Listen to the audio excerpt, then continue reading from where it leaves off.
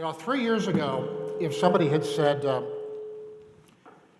said, "Hey, Paul, would you like to come to this Bold Fusion, this great, largest gathering of young leaders in Cincinnati, and speak with them?" I go, "Absolutely." I'm very excited about just kind of hanging out with the next generation of leaders and learning from each other.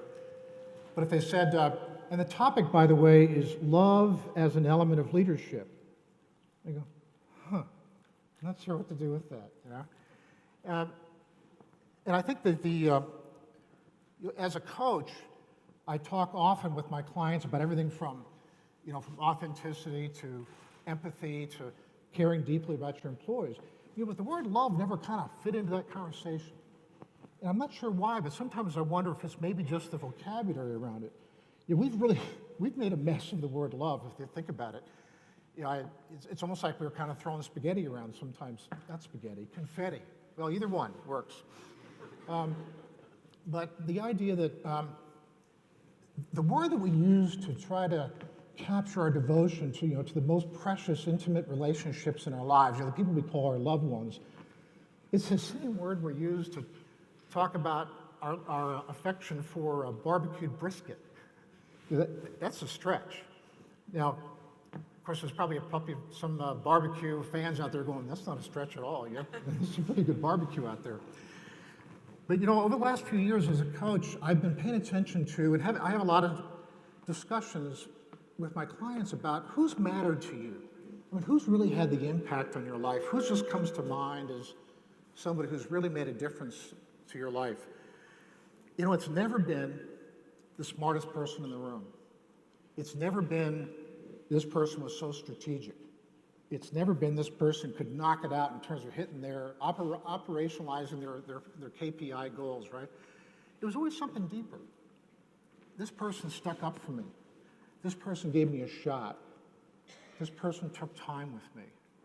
And that's kind of what I'll explore today. Because frankly, I can't wait to be here. I couldn't wait to be here today because I've been on a little bit of a journey myself about understanding what's this thing called love? How does it fit into leadership? And what does it really mean for us, not only the rest of today, but as we try to incorporate this idea of love into our leadership. And to do that, I want to go back to the beginning, the real beginning, to our childhood. And I'll start. It's a longer memory for me. But I remember when I was 3 or 4 years old, I was sitting cross-legged on a braided rug in our living room in our house in New Jersey with my sister. My parents were sitting up on the left. And we were Sunday night, and we were watching, all looking into the corner, where I had a Philco black and white TV in a wooden cabinet with Lassie on, okay? So I know I just dated myself, or maybe I carbon dated myself. If you know what Lassie was, the family out in the country, they had a dog, stuff happened, dog rescued him, the whole thing situation. At least in suburban America, everybody watched Lassie. And we all talked about it the next day. We always wondered what was going to happen next. It was kind of basically our Game of Thrones. The only difference being in the last episode, the ending was better in Lassie. So and when I was sitting there in the living room, there was a sound outside, this kind of musical sound, which was the Good Humor Man. I'm going to date myself again, which was basically food truck meets Dairy Queen. It's so vivid to me. My dad reached into his pocket, dug out a quarter, flipped it to me, and said, "Go get you and your sister an ice cream cone." Well, you want to talk about a rite of passage. Here I am 3 or 4 years old with this quarter walking all the way out to the street, from my first retail transaction. I mean, this was really cool stuff. I've had people say, "Well, that gave you an early appreciation for money." I said, "No, it gave me an early appreciation for ice cream, So I came back to the house brandishing these 2 ice cream cones, and it was like a rite of passage. I mean, this was like, my father sent out the boy and I came back a man, right? So, I mean, that's kind of your reality when you're that age. Would you rather I use that? Your mic is upside down. That way I have a hard time hearing you. Okay. What do you want me to do there? Flip it around? There you go. All right, that's better. You good? Yeah, you want to use it too? Not really. Okay, all right. That's what I was getting all that feedback. Okay, well that's my story. Let's do yours, okay? So I'd like you to close your eyes. And by the way, I'll close my eyes so you don't freak out that somebody's staring at you in the darkness, okay? But I'd like you to go back into your memory bank to a early childhood memory where you were with a caring adult. This could have been your parents, your grandparents, your foster parents, somebody else. I'd like to just give you a few seconds to kind of play that back in your mind a little bit.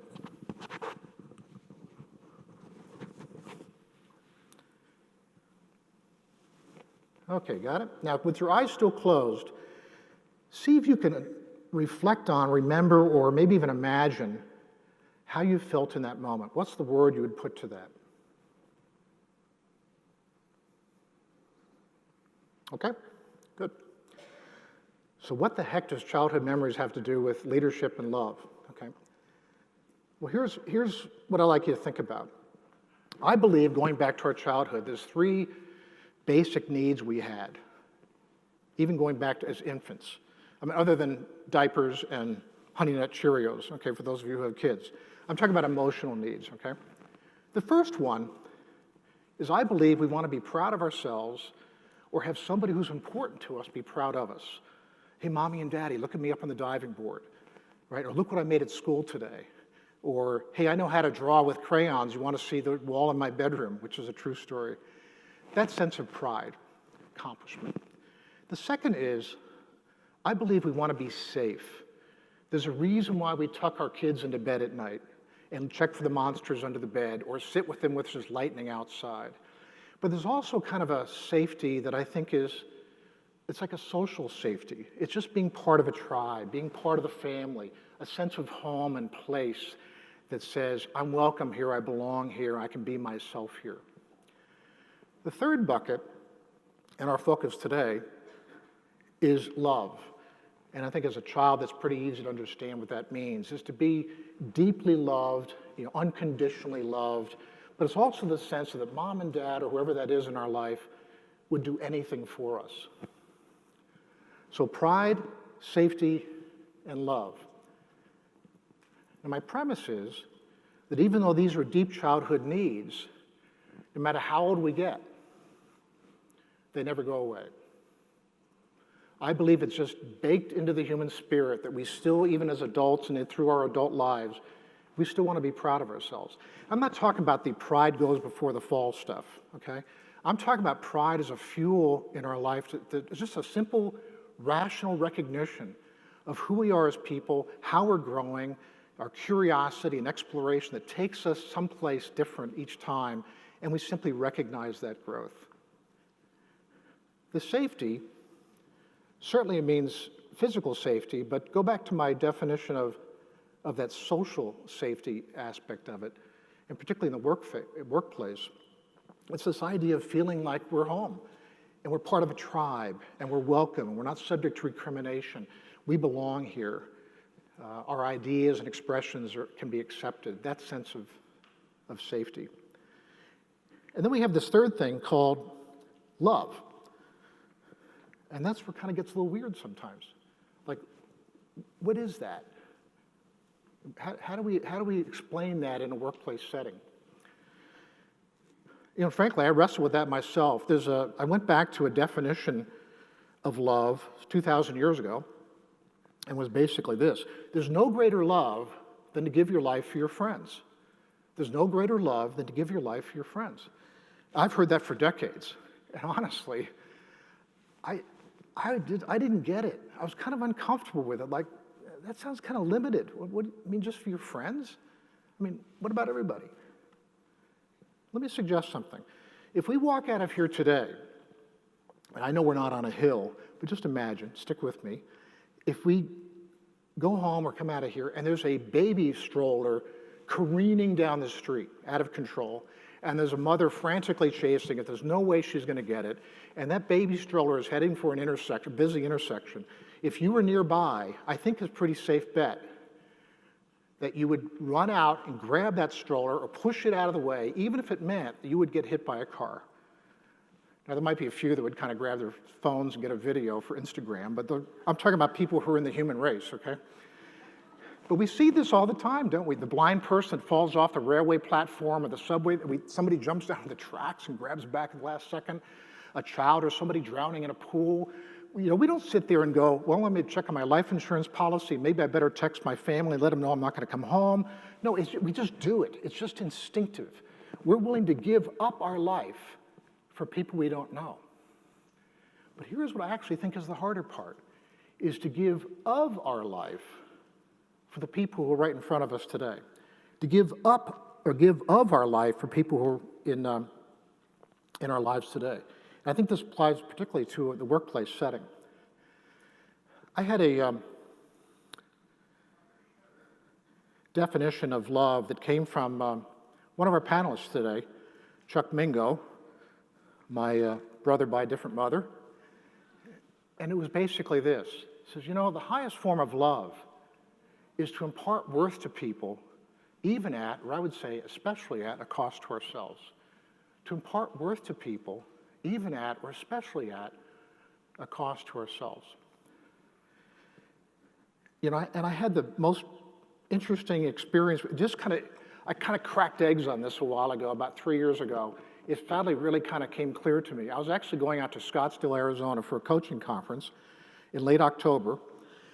And the reason you go to Scottsdale in late October is supposed to be warm and sunny and get to escape the rain and the fog and the cold weather here in Cincinnati. So I go to Scottsdale, and guess what? It's rainy and cloudy and cold. So I'm stuck in the hotel room on Sunday, and I'm doing some reading or fiddling around or whatever, and I had a football game on, and of course I'm in Arizona, so it's the Arizona Cardinals, in this case against the Seattle Seahawks. Well, I'm kind of watching it, but not really watching it. There wasn't much to watch anyway, because there was no touchdowns, no big plays, a couple of field goals on each side, and the game ended in a tie. Well, then I started to pay attention, because what happens is, if I understand the NFL playoff rules, one team gets the ball on the other team's 25-yard line. They have 4 downs to make a touchdown and win sudden death, or they can kick a field goal and the other team has a shot on the other side of the field. So Arizona Cardinals, 3 downs, couldn't move the ball at all. They bring out their hot shot place kicker. I mean, this guy has just rocked every record in his few years with the Arizona Cardinals. This is going to be easy. Well, you want to talk about putting the ugly in the word choke. He didn't even come close to the goalpost with his kick. 25 yards. That's like, mixed metaphors. That's a gimme putt. Okay. So then Seattle's going, okay, this is easy. They go down the other side of the field, 3 downs, can't get anywhere, no problem. Bring out their field goal kicker. He bounces it off the upright. I mean, just unbelievable that both kickers missed 25-yard field goals. Game ended in a tie. So now I'm really paying attention. They go to the locker room. They interview the Arizona Cardinals coach. They basically said, hey, how about your hot shot kicker missing the field goal? Here's what he said. He said, you're supposed to make those. This isn't high school. This is the NFL. You're supposed to make those. Cut to the Seattle Seahawks locker room. They asked the coach, so what do you think about your guy missing the field goal and the chance to win the game? Here's what he said. He said, our guys kicked a lot of field goals to get us where we are today. In fact, he kicked 2 today. He missed one. That's okay. He'll be back. He's our guy. We love him. It's not hard to imagine who showed up at practice on Tuesday in pride, safety, and love, and who ended up showing up in shame. They probably both worked at it, but I've always believed that when people figure out you don't care about them, they'll return the favor. But I thought was more interesting, go back to my definition of love is to impart worth to people, even at a cost to yourself. I was kind of paying attention to the coach. What was the Arizona Cardinals coach willing to give up for his player to feel worth in that moment? Nothing. He just sat there and said, I'm the head coach. I'm a tough guy. I got my standards. My players know that. That's the deal. The Seattle Seahawks coach, he gave it all up. In that moment, he didn't care that he was a tough coach or anything, or what anybody thought about him. He had a wounded player there, embarrassed that they missed the game-winning field goal, and he wanted to give him worth, even at a cost to himself. I thought that was just the most remarkable experience of what I'm talking about. I'd like to show some hands. How many of you right now lead a team? and keep your hands up, how many of you lead the whole organization? All right, and how many of you want to or hope to be leading a team or an organization? That's a fair number of hands. You know, for you to do that job, to have the chops to lead a team, whatever your area of expertise is, you know, project management, technology, marketing, finance, you name it, you got to have that stuff. But I would suggest there's something much deeper. If you really want to have the impact and if you really want to create what we're talking about today, to have this environment where love is infused in that team, in that organization, to lead to some really exceptional performance, I think we have to figure out this thing called love. I figured it out I didn't figure it out, but I reflect on it. My story goes back 35 years. I was a young kind of hotshot manager of what was then an $18 billion business, and I was out in California. The headquarters was in Connecticut. Somebody came up with the bright idea of promoting me and bringing me to Connecticut. Well, I don't know what came over them, because I showed up looking like I just walked off the beach of Malibu, you know, I had a beard and everything. I had to buy a suit just to fit into Connecticut. But my job, one of my jobs, was to do the board presentations for the CEO. I guess I just was kind of good at that stuff and give it to the young guy. And back then, that was not an easy task, because you know, we didn't have PowerPoint or Keynote or software or presentation applications back then. Here's how we did it. I'm going to date myself badly here. We actually had a pad of paper, and we would draw the visuals that we needed for the board presentation, tear that off, send it to an outside design agency who would just mysteriously create some slides, and we would get a deck of 35 millimeter slides back a few days later. And by the way, if you ever heard the term pitch deck or sales deck, right there, that's where it comes from, okay? So you can imagine you don't exactly make a lot of mistakes in a situation like that. Well, I did. The day before the board presentation, they had a run-through. And I wasn't there in the room at the time, but the word got to me pretty quickly that somehow when the CEO was going through these slides, there was a slide missing. It wasn't earnings per share, but it was something pretty close. I just forgot it. My boss, Ray, had gone through the whole list of things. I just forgot it. You know, and I'll tell you, I could hear his voice, the CEO's voice, echoing down the hallway. I've never heard my name juxtaposed with so many expletives in all my life. You would have thought my middle name began with an F. So, and I was mortified. I mean, actually, I just went from being, you know, promising young manager to even worse than a kick me sign. I think I would have had a sign on my back saying, but he forgot the CEO's board slide, you know. I went home that day. I was afraid to tell my wife, I think I'm going to get fired. I mean, I really screwed up. I mean, we even had dinner, and I was going to scrape the leftovers into a Tupperware and put them in the freezer. I might need it in a few days when I'm unemployed, you know. I go to work the next day. I'm just like slow motion. This is not going to be good. You know, out of the parking garage, into the building, you know, to the fate that awaited me. And I was absolutely sure when I got to my office, there'd be a note from my boss, Ray, sitting there saying, Paul, we need to see you in my office. I'd go in there, and he'd be sitting nervously behind his desk. The death nurse from HR would be there, along with my severance package. You know how that works. Instead, nothing. I mean, Ray even came by with his coffee cup, as he did almost every morning, kind of made the rounds, chit-chatted with me a little bit. I saw the CEO later in the day. Hey, Paul, how you doing? Fine. Hey, I cheated death. This is awesome. That's all that ever happened. 25 years later, I'm sitting on the porch with another guy who worked with Ray, worked for Ray in the same group. He was a few years ahead of me, so he retired early. And we're sitting there in rocking chairs. And he had a cigar, which I guess he's allowed to have. He's retired now. I hate cigars. And we're sharing stories. You know how it is. And I share this story. And I finish up by saying, man, I should have been fired for that one. And he goes, you want to know why you weren't?